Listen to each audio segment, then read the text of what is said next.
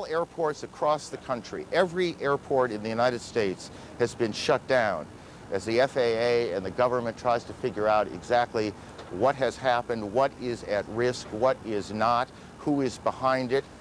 Are there more explosions, more attacks yet to come? As a commercial airline pilot, I can't thank you enough for what you're doing. You saw what happened 3 weeks ago and how it impacted the crews on the aircraft, which led to the disaster. Having been a commercial pilot now for 20 plus years, we've been taught all along that if we ever had a hijacker on board, that we go ahead and do what they want us to do, take them where they want to go, because we were the ace in the hole. Nobody ever figured they would take flying lessons and know how to fly and navigate the airplane. So.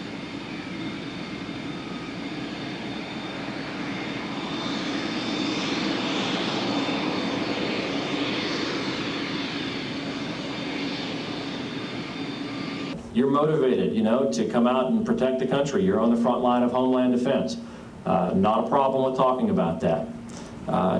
Problems start when you get into your opinion of what the president is up to, or your opinion of various other things. But that would be my biggest concern out there. You got it?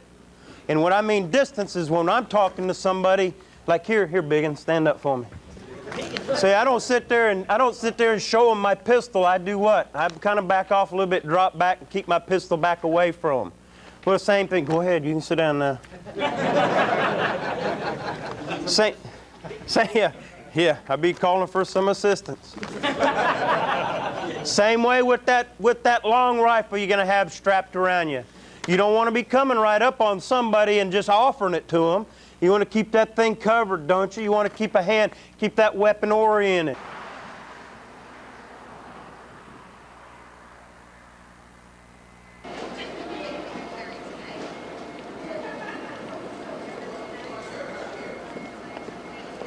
They get all excited when they see you. I had 3 come in today. They were German. Well, I think it's great that I'm a part of this. I know it's hard for people to realize, like I've had people come up and say, I can't believe this is happening in the United States.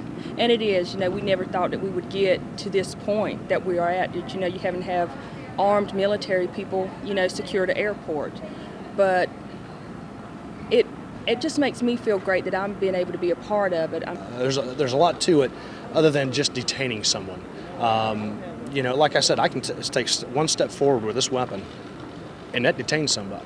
I don't have to even touch them at all. There are different ways of controlling a situation or letting them, please stop, is what comes to mind. I can still see him saying that. You make sure that you let people know what you want them to do. You got to make sure that they understand what you want them to do. Sir, stop. Sir, stop. Sir, please stop. Please cooperate. Sir, stop. We don't even have to say that. It's just sir or ma'am. Take one step forward, and they halt. We had a media interview session the other day, and one of the media guys said, well, don't you think it's going to be intimidating if we have guardsmen in our airports with automatic weapons? And I thought about that a minute, and I said, no, I think it's a comforting thought. I think the American public is going to be comfortable having us there. That's why the president chose the Guard, by the way, to put out in the public, because we're the citizen soldiers. We're the hometown guys. We're the friends and the neighbors and the people that you work with and see on an everyday basis.